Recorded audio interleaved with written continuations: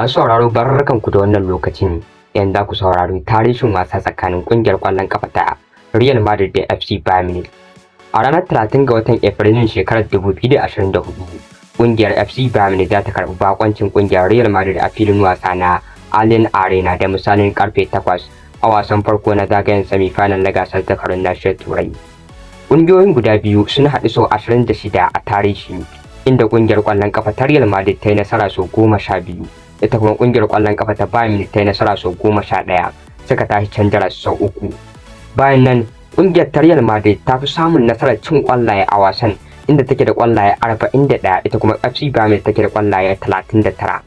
Kungiyoyin guda biyu sun fara haɗuwa ne a ranar 21 ga watan March shekarar 1976 a gasar kofin European Cup, inda suka tashi kunnen doki. Haɗuwarsu ta ƙarshe ita ce a ranar 21 ga watan Yulin shekarar 2019 a wasan sada zumunci, inda ƙungiyar ƙwallon ƙafa ta FC Bayern Munich ta lallasa ƙungiyar ƙwallon ƙafa ta Real Madrid da ci 3-1. Ga wani babban tarihi da ƙungiyar ƙwallon ƙafa ta FC Bayern Munich ta kafa a kan Real Madrid.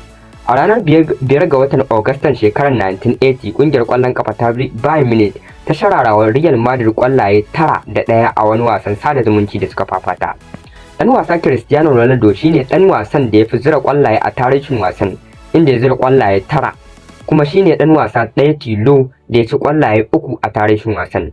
Sai kuma dan wasan Bayern Munich Germain wanda ya ci kwallaye 4, sai kuma irin su dan wasa Gerd Müller, Raul da Karim Benzema wanda suka ci kwallaye 3.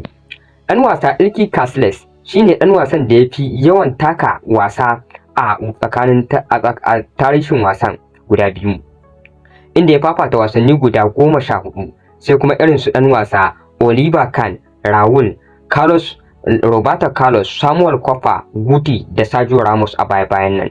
Duka nan ne karshen tarihin namu, me yafi ɗaukan hankalinka cikin wannan tarihin namu?